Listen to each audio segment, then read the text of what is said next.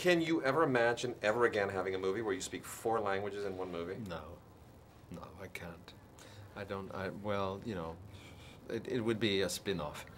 Are there talks? No. Oh, okay. No. No, hypothetically speaking. Yeah.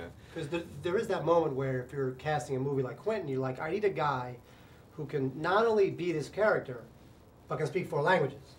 Normally, you're lucky to get a guy who can do 1. Yeah, well, I mean... Now, you were awesome. So how did the two of you find each other?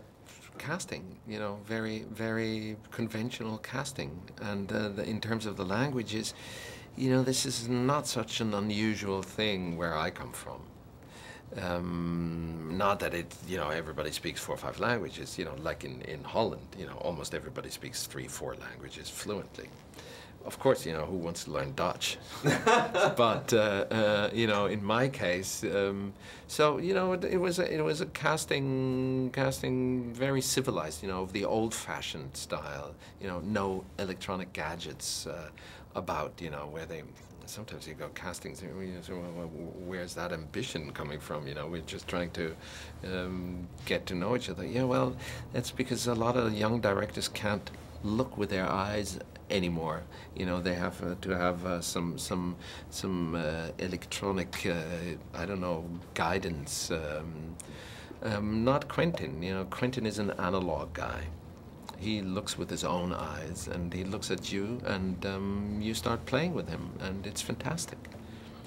When somebody says to you, I want you to play a Nazi, I mean, there have been a lot of Nazis in the movies.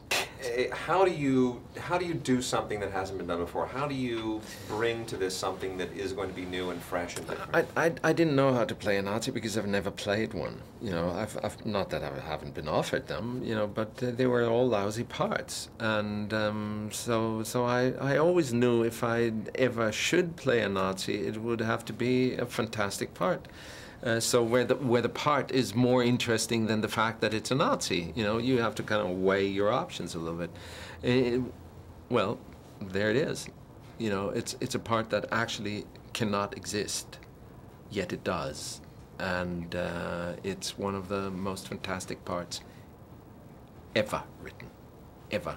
You know, it includes all the theater that's ever been written, you know, over the course of the centuries. It's unbelievable. So now the fact that he's a Nazi is, you know, part of the character, but not part of the decision.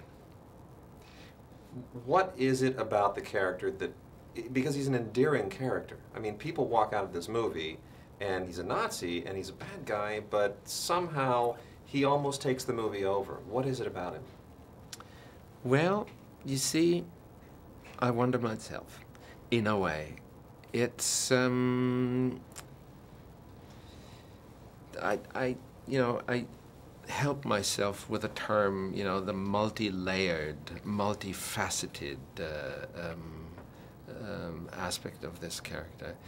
It's so complex, there's so much in it, that in a way it offers the biggest projection screen for your fantasy, for your fear and your desires, your inclinations and your thoughts, hopefully, that you will inevitably find a piece of yourself in this character. And to me, that's where the once upon a time is coming from, because that is sort of the introduction to understanding a story on a you know, subconscious and deeper level, and that's why this character is kind of, you know, giving you as an audience more opportunity. Maybe I don't know. It's just an attempt. I believe your attempt over anyone else's because you were awesome. Thank you. Tremendous.